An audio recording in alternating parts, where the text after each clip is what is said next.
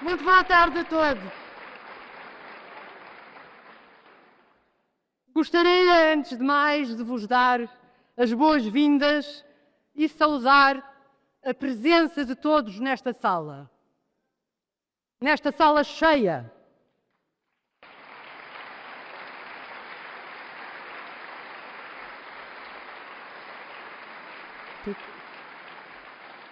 Para a apresentação da candidatura de António Filipe a Presidente da República.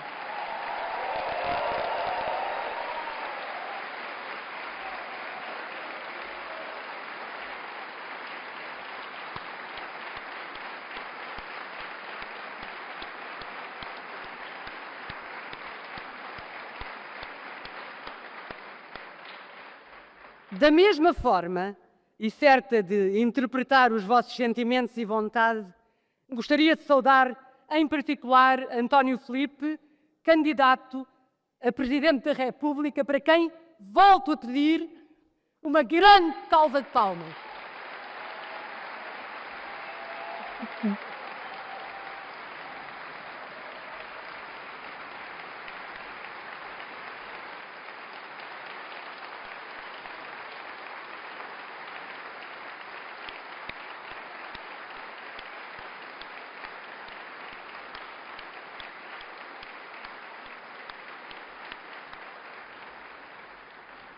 As eleições para Presidente da República assumem, no atual contexto político e institucional, uma particular importância, nomeadamente quanto ao que se exige do posicionamento do futuro Presidente. Por isso aqui estamos, para a apresentação de uma candidatura que, portuguesando e projetando um constante e persistente percurso de coragem e confiança, está profundamente comprometida com a Constituição da República e os valores de abril nela consagrados.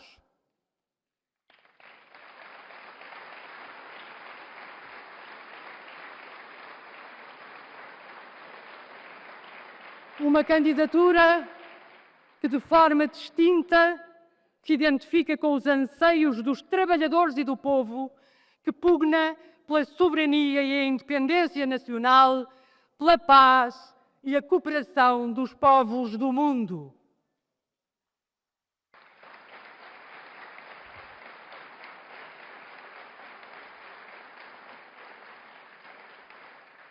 Que assumirá a defesa de uma outra sociedade, afirmando ideais, projeto e valores para um país mais justo, mais livre e mais fraterno. Caros amigos, gostaria ainda de informar que, após a declaração de António Filipe, haverá um momento para a colocação de questões por parte da comunicação social ao nosso candidato. Estamos aqui hoje para apoiar António Filipe como candidato a Presidente da República. António Filipe nasceu em Lisboa, tem 62 anos, é jurista e professor universitário. Formou-se na Faculdade de Direito da Universidade de Lisboa, tendo representado os estudantes em órgãos desta faculdade. Integrou a Comissão para o Conselho Nacional de Juventude e a Assembleia Geral e a Direção do Conselho Nacional de Juventude. Foi deputado na Assembleia da República em diversas legislaturas, tendo sido vice-presidente da Assembleia da República em 3 legislaturas.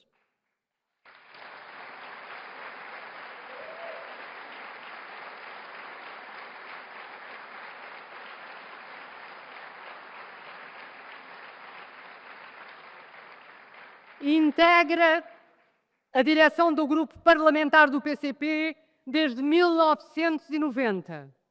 Foi membro da Assembleia Municipal da Amadora e da Assembleia Municipal de Sintra e vereador da Câmara Municipal da Amadora. É licenciado em Direito, mestre em Ciência Política, Cidadania e Governação e doutor em Direito Constitucional.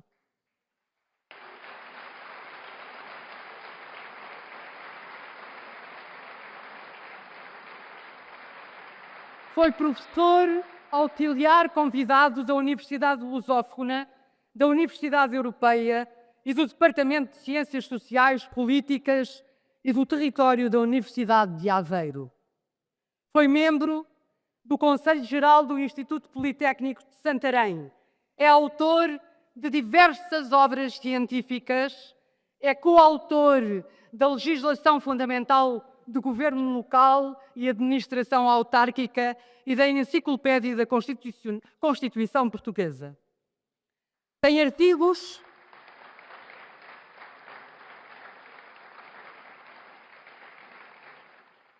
Tem artigos publicados em diversos jornais e revistas, nomeadamente em revistas científicas.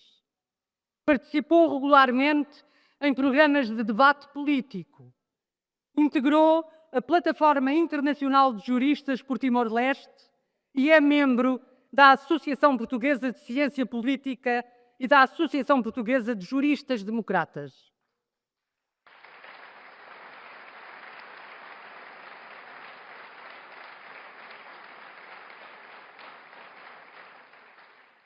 Foi membro da União de Estudantes Comunistas e da Juventude Comunista Portuguesa.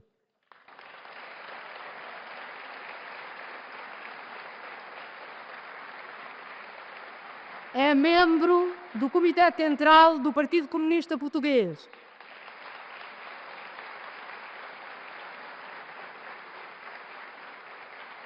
É com grande satisfação que o convido a tomar a palavra António Filipe, candidato a Presidente da República Portuguesa.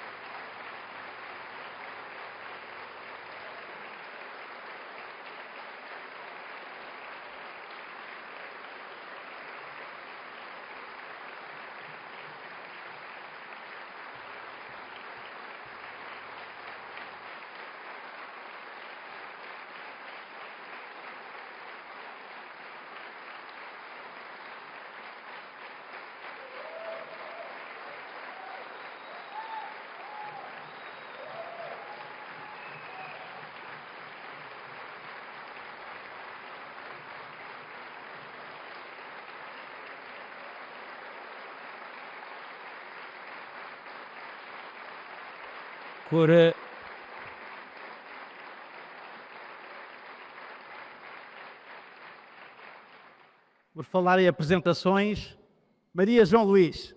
Obrigado.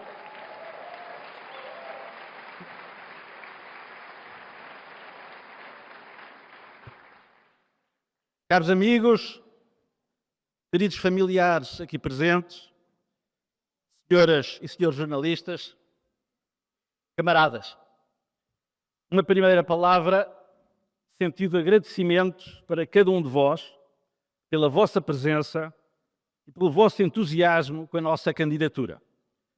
E para todos os de norte a sul estão com ela e estão já a ser os seus porta-vozes.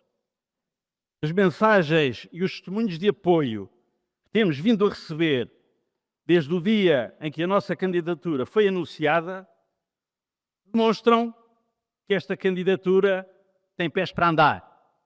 Mas mais do que isso, tem cabeça, tronco e membros e está de corpo inteiro, cabeça levantada e de coração ao alto nesta importante batalha pela democracia e a eleição presidencial 2026.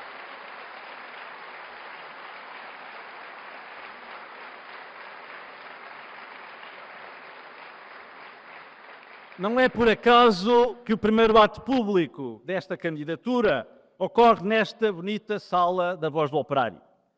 Nesta coletividade centenária, de que sou sócio há mais de 30 anos, construída pelo movimento operário no século XIX, mantida em atividade apesar das perseguições policiais dos 48 anos da ditadura fascista, realidade viva e vibrante do movimento associativo da cidade de Lisboa neste século XXI e que mantém orgulhosamente neste salão a nobre consigna trabalhadores univos, está ao fundo desta sala.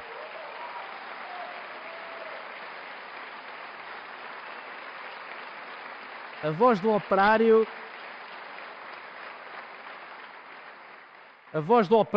é a nossa voz. E esta candidatura será a voz dos anseios de todos os trabalhadores, a voz de todos os que criam a riqueza e não usufruem dela, a voz de todos os que nunca desistem de lutar pela sociedade livre, justa e solidária a que alude o artigo 1º da Constituição da República.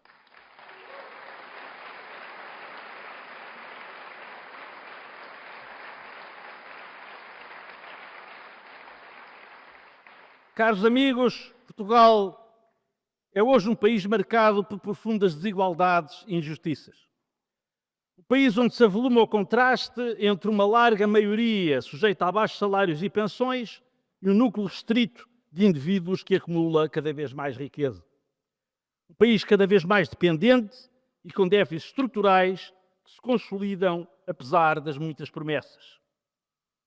Um país que, apesar das possibilidades abertas pela Revolução de Abril, tem sido sujeito a políticas que conduzem ao empobrecimento e à exploração, à degradação dos serviços públicos, ao desprezo das suas capacidades produtivas e uma crescente dependência externa quando se exigia a afirmação plena da sua soberania e do projeto de desenvolvimento inscrito na Constituição.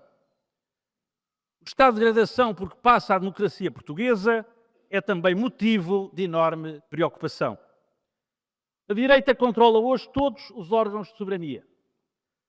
Dispõe de uma ampla maioria na Assembleia da República, que dá suporte a um governo apostado em levar por diante uma agenda reacionária de afronta à Constituição, de ataque aos direitos dos trabalhadores, de privatização dos serviços públicos e do que resta do setor empresarial público, de degradação do Serviço Nacional de Saúde e da escola pública, de privatização e assalto aos recursos da segurança social, de desprezo pela cultura e pelo associativismo. Dispõe de uma maioria na Assembleia da República apostada em rever a Constituição. Dispõe de possibilidades sem precedentes para determinar a composição de outros órgãos do Estado.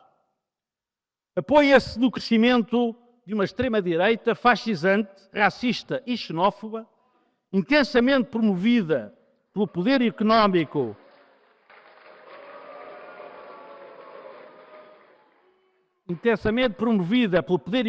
e por amplos meios mediáticos e cuja ação se baseia na demagogia, na mentira, na promoção do ódio contra os imigrantes, os pobres e os trabalhadores e no descrédito das instituições democráticas para levar por diante uma agenda de retrocesso social.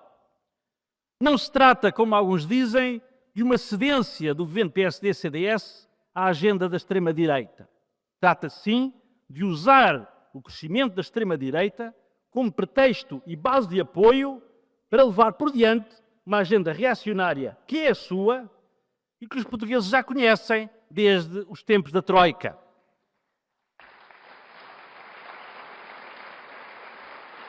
Que os portugueses conhecem desde os tempos da Troika, quando os atuais partidos da extrema-direita ainda faziam a sua gestação na barriga da mãe, que era a coligação PSD-CDS, e está hoje de novo a governar o país.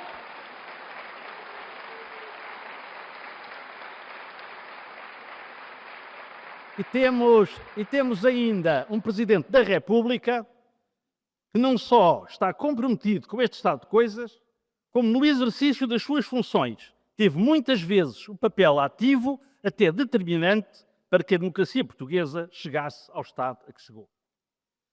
Caros amigos, neste quadro político e institucional, as eleições para Presidente da República assumem particular importância, seja quanto ao posicionamento do futuro Presidente em face da Constituição e dos valores de Abril que ela consagra, seja quanto ao posicionamento que assumirá em face da agenda de retrocesso social e democrático que está a ser promovida.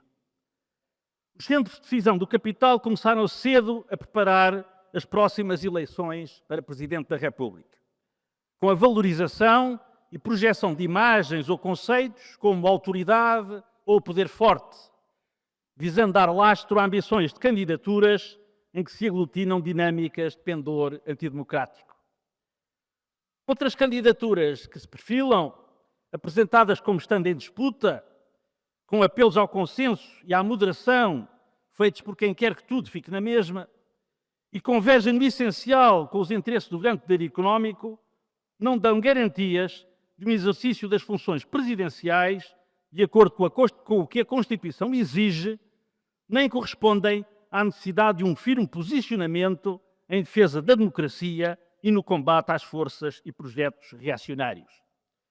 Perante as candidaturas já anunciadas, muitos democratas lamentavam, e com razão, a falta de uma candidatura que se identificasse sem reservas com os valores de abril consagrados na Constituição, uma candidatura capaz de unir os democratas que não se conformam com o facto da direita controlar todos os órgãos de soberania, uma candidatura capaz de unir os portugueses na luta por uma alternativa ao Estado a que chegamos, uma candidatura que resgatasse a esperança e abrisse horizontes de futuro. Essa candidatura faltava, mas já não falta. Aqui estamos, aqui está essa candidatura.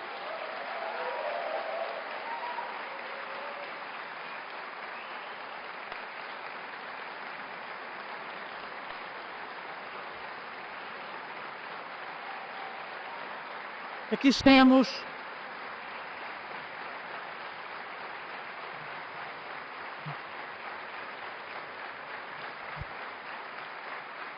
Aqui estamos, aqui estou,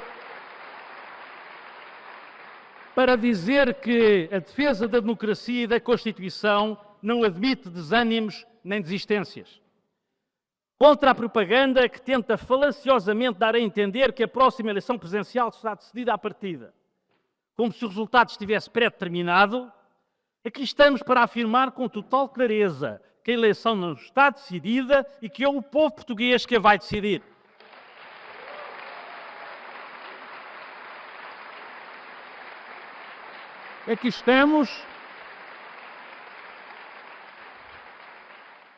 Aqui estamos para dizer que nunca desistimos de uma luta antes de a travar e que nunca faltámos nem faltaremos à chamada. Uma candidatura alternativa, capaz de mobilizar os democratas em defesa da democracia e da Constituição, não surge por magia. Não aparece subitamente numa manhã de nevoeiro, não resulta de nenhuma discreta reserva da República. Não começámos a intervir nas últimas semanas ou meses a pensar nas eleições presidenciais. Estivemos cá sempre, no combate por um país mais justo, pela igualdade e pela justiça social. Esta candidatura só existe porque tem na sua base um património de luta, de resistência e de intervenção determinada e consequente.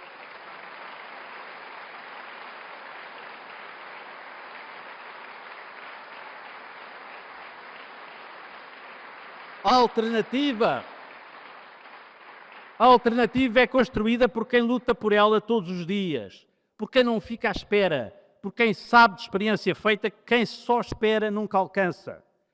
A nossa candidatura não resulta de uma soma de apoios de personalidades notáveis. A nossa candidatura nasce de quem luta todos os dias com os trabalhadores, com os reformados e pensionistas, com os utentes dos serviços públicos, com a luta das mulheres pela igualdade e emancipação, com os jovens que lutam por um futuro que lhes é negado, mas que insistem em conquistar pela luta.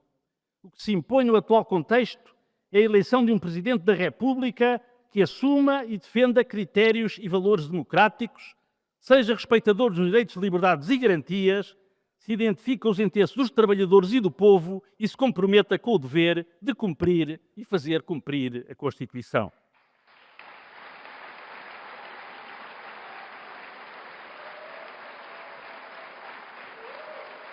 Caros amigos, uma candidatura a Presidente da República é, por definição, unipessoal. Trata-se de uma candidatura a um órgão unipessoal. Mas esta não é a candidatura de um homem só. Esta candidatura corporiza um desígnio coletivo, uma ideia para o país, um caminho para o futuro. Um caminho que exige a afirmação da alternativa que se impõe face à situação insustentável a que chegamos, que exige coragem para a ruptura e para abrir um rumo novo para o país, assente nos valores de Abril e no cumprimento da Constituição.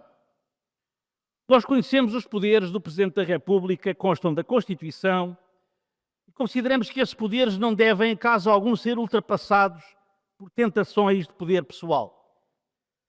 Sabemos que o Presidente da República não tem funções governativas e que o programa de uma candidatura à presidência da República não é um programa do Governo. Mas também sabemos que o Presidente da República, pela função constitucional que assume de cumprir e fazer cumprir a Constituição e pelos poderes concretos que dispõe, não se pode limitar a pairar sobre os problemas, alheio às dificuldades concretas das pessoas e às ameaças que se colocam sobre Portugal e o mundo. Uma candidatura a Presidente da República não pode resumir-se a produzir declarações generalistas e inócuas, sobretudo na situação que o país atravessa, porque isso significa que quer deixar tudo na mesma. Esta candidatura não se esconde e está na posição clara sobre os principais problemas da sociedade portuguesa.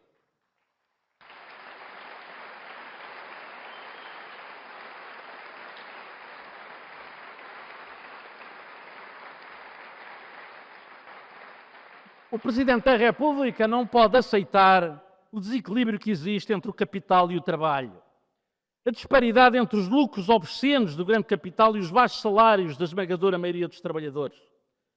A negação de direitos fundamentais dos trabalhadores, a precariedade, o aumento da exploração traduzido em horários e ritmos de trabalho que não permitem conciliar a vida profissional com a vida familiar e que são a marca de décadas de políticas de direita que não respeitam os princípios inscritos na Constituição Laboral.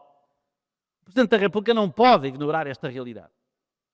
O Presidente da República não pode aceitar que no país a que preside se empobreça a trabalhar e que em cada ano que passa aumentem as desigualdades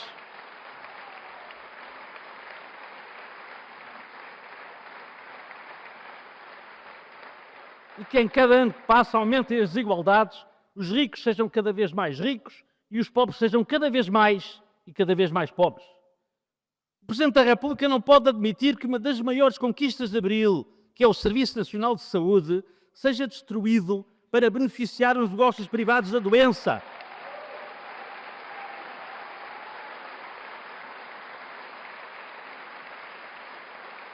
E não pode admitir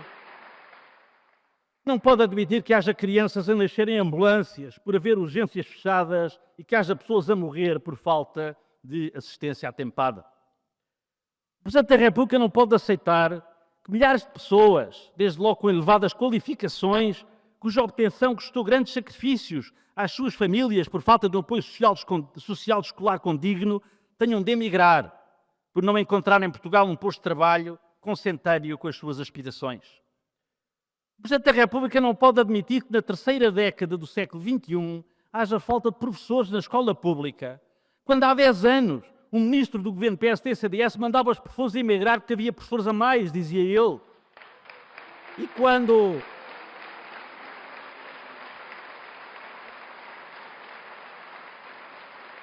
quando a marca de todos os governos tem sido a desvalorização da função docente. O Presidente da República não se pode conformar com a realidade de só haver vagas para metade das crianças nas creches e na rede pública de educação pré-escolar e que a etapa do desenvolvimento das crianças dos 0 aos 3 anos não tenha uma resposta pública. O investimento da primeira infância, numa boa rede pública de creches e no alargamento da educação pré-escolar a todas as crianças é um investimento que o país precisa e que o desenvolvimento integral das nossas crianças reclama.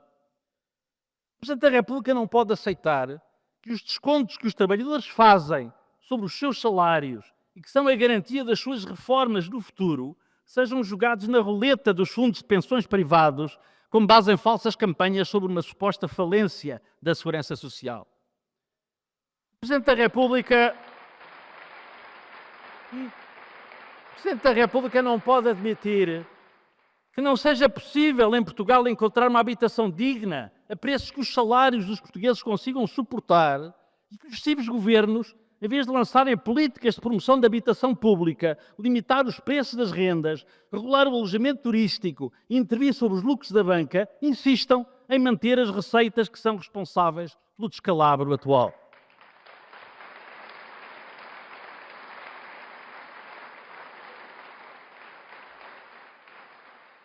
O Presidente da República não pode pactuar com um sistema de justiça a que a maioria dos cidadãos não tem acesso por falta de recursos económicos e onde os processos que envolvem os poderosos se arrastam sem fim à vista, criando um sentimento de impunidade da corrupção e da criminalidade económica e financeira e de descrédito das instituições judiciárias, enquanto os julgamentos são feitos na praça pública e na comunicação social. O Presidente da República não pode aceitar que aqueles que enchem a boca com o combate à corrupção se recusem a tocar, nem que seja ao de leve, nos mecanismos de promiscuidade entre cargos públicos e interesses privados, como as portas giratórias entre cargos governativos e empresas privadas, ou casos como o que envolve o atual Primeiro-Ministro.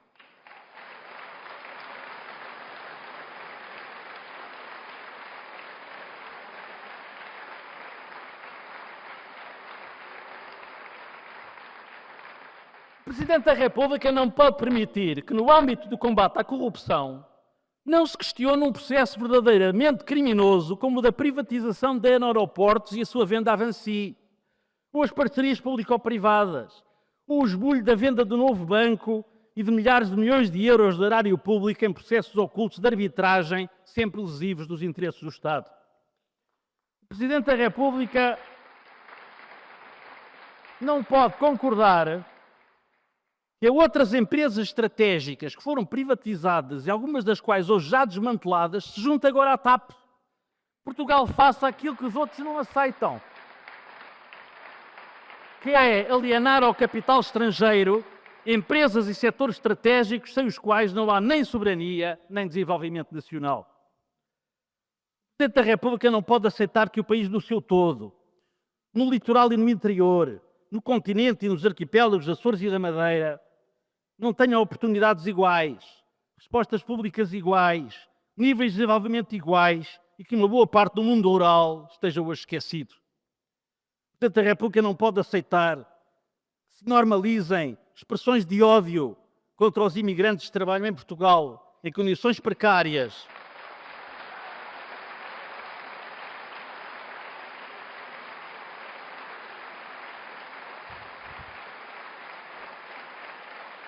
Trabalham em condições precárias e mal pagas, em profissões duras, enquanto se estende uma passadeira vermelha aos estrangeiros ricos compradores de vistos gold.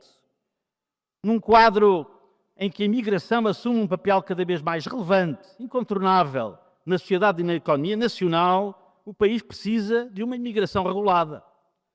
É preciso reforçar os meios de combate às organizações criminosas que se dedicam ao tráfico de seres humanos e é preciso encontrar mecanismos credíveis de regularização e de entrada e permanência de imigrantes em Portugal para trabalhar em condições legais e em igualdade de deveres e direitos com os trabalhadores nacionais, como aliás determina a Constituição.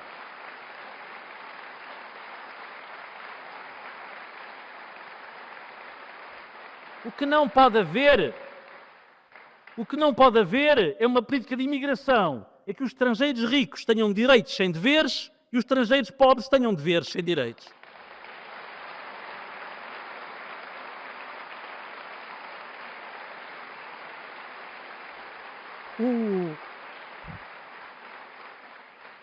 O ódio da extrema-direita contra os imigrantes tem uma indisfarçável marca de classe.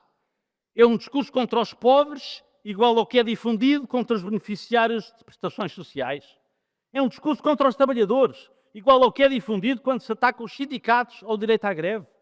É um discurso contra a democracia, igual ao que é difundido contra todos os que lutam pela paz, pela igualdade ou por transformações sociais de sentido progressista. O Presidente da República não pode pactuar com este discurso. E muito menos pode pactuar com uma atuação governativa em concepções xenófobas e reacionárias sejam assumidas como políticas governamentais e traduzidas em atos legislativos violadores da Constituição e direitos fundamentais nela consagrados.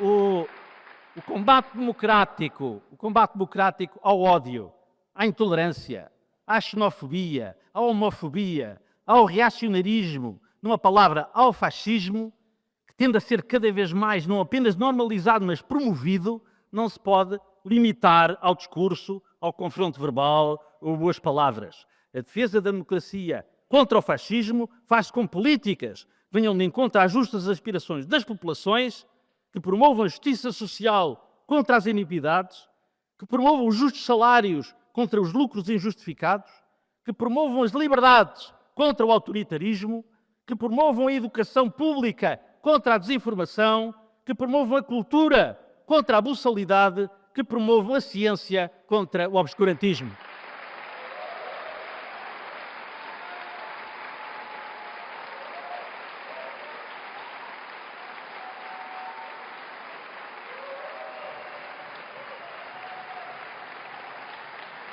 O Presidente da República, pelas suas elevadas responsabilidades, tem de ser um agente ativo neste combate civilizacional pela liberdade e a democracia. Caros amigos, o Presidente da República, que é constitucionalmente o Comandante Supremo das Forças Armadas, assume uma especial responsabilidade no domínio da defesa nacional. As nossas Forças Armadas devem ter os meios humanos e materiais adequados para cumprir com dignidade as funções que a Constituição lhes atribui. O serviço das Forças Armadas deve ser atrativo para os jovens portugueses e deve ser social e materialmente valorizado. O investimento em equipamentos militares deve ter em conta as características do território nacional, incluindo a vasta extensão marítima sob a nossa responsabilidade, e deve ter em conta as nossas próprias necessidades. O que o Presidente da República não deve admitir é que o dinheiro que faz falta para investir no Serviço Nacional de Saúde, nas creches, na escola pública, nos salários das carreiras públicas, nas reformas e pensões, na cultura ou em infraestruturas fundamentais ao desenvolvimento do país, seja desviado para alimentar o militarismo e a guerra, para satisfazer as exigências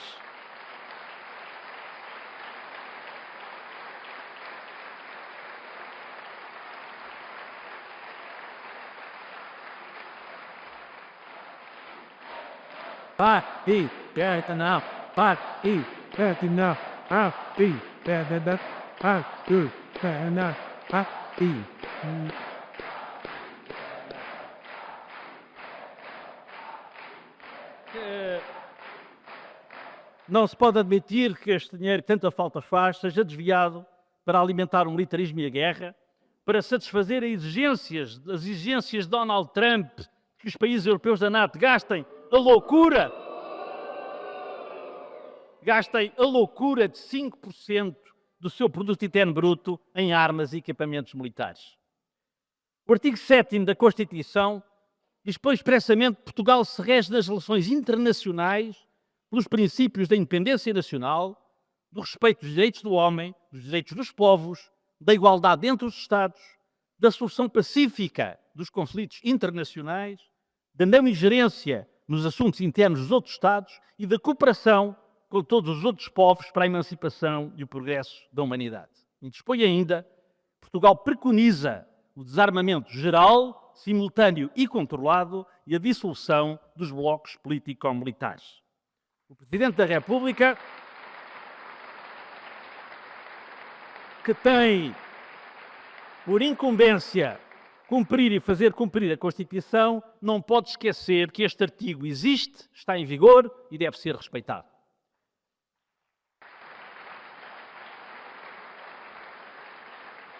O Presidente da República, que é o representante máximo da República no plano internacional, não pode aceitar que o Estado português se recusa a condenar o cruel genocídio perpetrado por Israel contra o povo palestiniano, que não come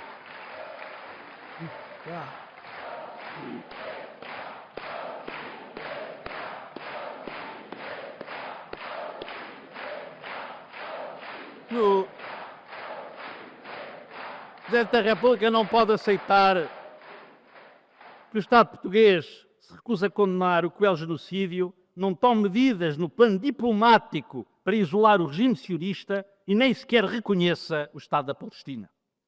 A cumplicidade do Estado português com o genocídio do povo palestiniano às mãos do Estado de Israel é uma ignomínia e uma miséria moral que não será possível justificar às gerações futuras.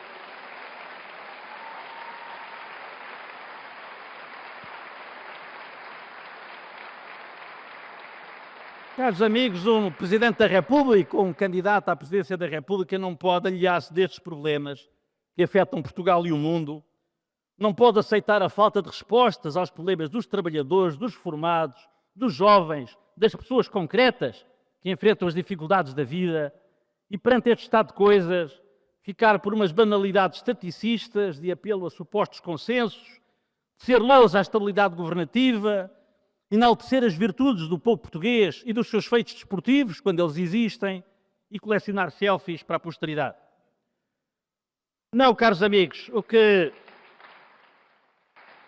os trabalhadores, o povo, a juventude, os democratas precisam é de um Presidente da República ao seu serviço e que seja a voz dos seus anseios, que assente a sua matriz programática no cumprimento dos direitos inscritos na Constituição, a igualdade e a justiça, a soberania e a independência nacionais, a paz e a cooperação, a liberdade e a democracia. É esse o propósito da nossa candidatura, que a torna distintiva das demais e insubstituível por qualquer outra.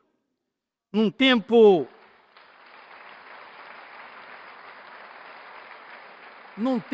marcado pela tentativa de imposição do pessimismo e do medo, por manifestações de ódio e intolerância e pela descrença, esta é a candidatura que confia na capacidade do povo português para superar as dificuldades e que se propõe contribuir para a mobilização de vontades capazes de levar por diante a mudança que se impõe. Caros amigos e caros camaradas, foi com uma enorme honra pela confiança que me foi depositada que aceitei a proposta do meu partido para assumir a responsabilidade de ser candidato a Presidente da República.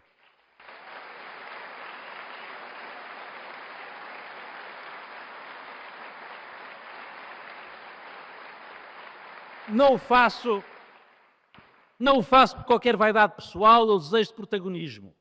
Faço-o com o mesmo sentido de missão com que tenho encarado a minha intervenção política ao longo da vida. Ser útil à luta dos trabalhadores e do povo português pela sua emancipação. Foi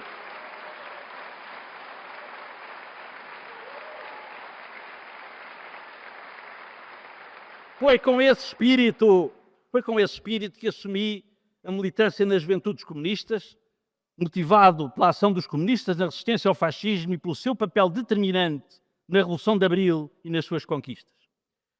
Foi com esse espírito, ser útil à democracia e ao povo português, que tive a honra de representar o PCP na Assembleia da República durante mais de 3 décadas de entrega à causa pública, de dedicação à defesa dos direitos, dos interesses e aspirações do nosso povo.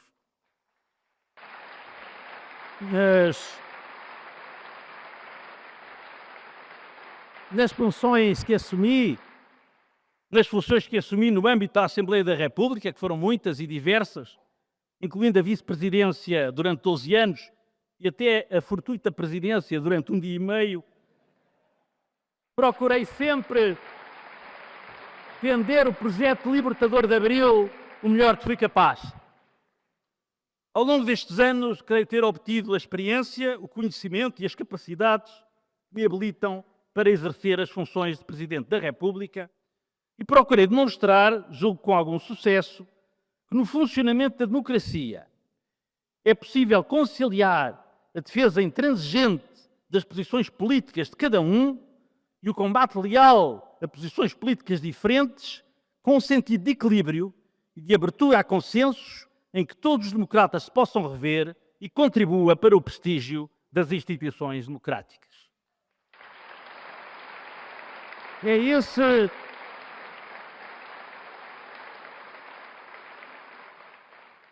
esse o sentido desta nossa candidatura.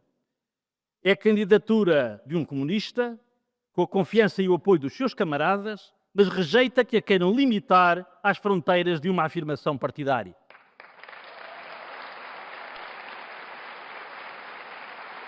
Esta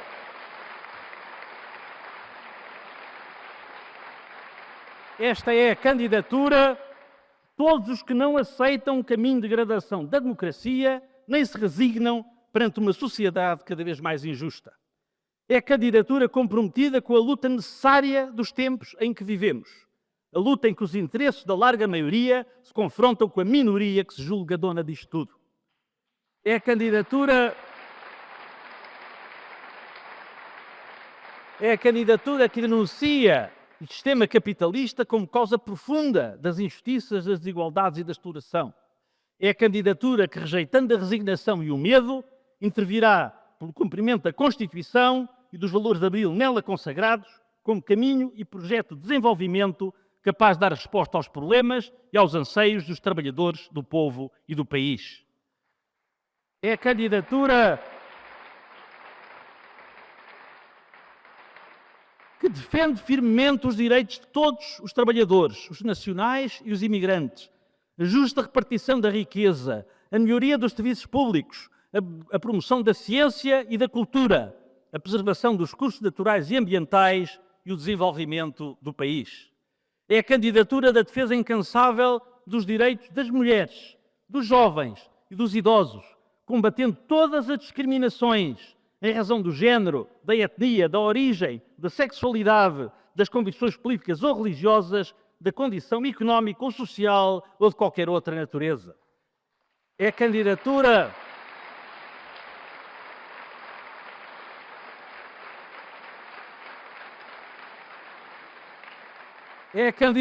que não esquece a necessidade da valorização dos setores produtivos nacionais, da indústria, da agricultura e das pescas e do apoio às micro, pequenas e médias empresas constitui o essencial do nosso tecido económico. É a candidatura que está com os criadores culturais e com os trabalhadores das artes do espetáculo na luta contra a precariedade, pela valorização das suas profissões e por um investimento decente do Estado na cultura. É a candidatura que não esquece a necessidade de valorização profissional de quem assegura serviços essenciais na saúde, na educação e ciência, na justiça, nos bombeiros e proteção civil, nas forças de segurança, nas forças armadas. É a candidatura que não esquece a necessidade de apoiar as camadas sociais mais fragilizadas, como as crianças, os idosos, os antigos combatentes ou os cidadãos com deficiência. É a candidatura que defende uma política desportiva nacional que privilegia o desporto para todos e que apoia o associativismo popular, leva a cultura, o desporto e o recreio a todos os cantos do território nacional.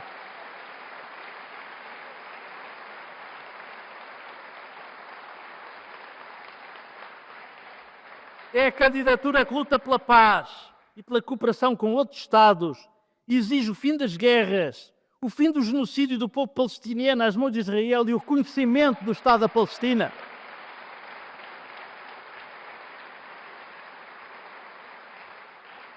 É a candidatura que quer garantir que são as instituições democráticas nacionais, legitimadas pelo voto popular, que tomam as decisões estruturantes para o povo e para o país. Na economia, no papel do Estado, na justiça social, na política externa ou na defesa, sem subordinação do interesse nacional e coletivo aos interesses dos grupos económicos ou poderes supranacionais, sem escrutínio ou controle democrático.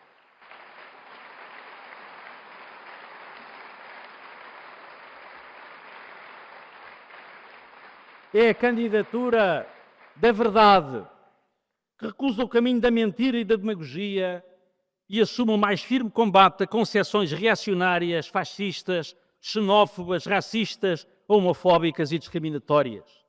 É a candidatura que constitui o espaço de convergência de todos os que se vêem na Constituição, independentemente das suas opções políticas e partidárias. É a candidatura da esperança, para trabalhadores, democratas, patriotas, para homens, mulheres e jovens que lutam por um Portugal mais justo, soberano e desenvolvido. É a candidatura que dá expressão à vida concreta das pessoas, da maioria dos portugueses, dos seus problemas, dificuldades e anseios e estará sempre ao lado da luta por uma vida melhor para a nossa população. É a candidatura que transporta uma ideia para Portugal de que é possível um país justo, culto e solidário. É a candidatura que não se submete à arrogância dos grandes interesses, a única candidatura genuinamente independente do poder económico e dos seus representantes.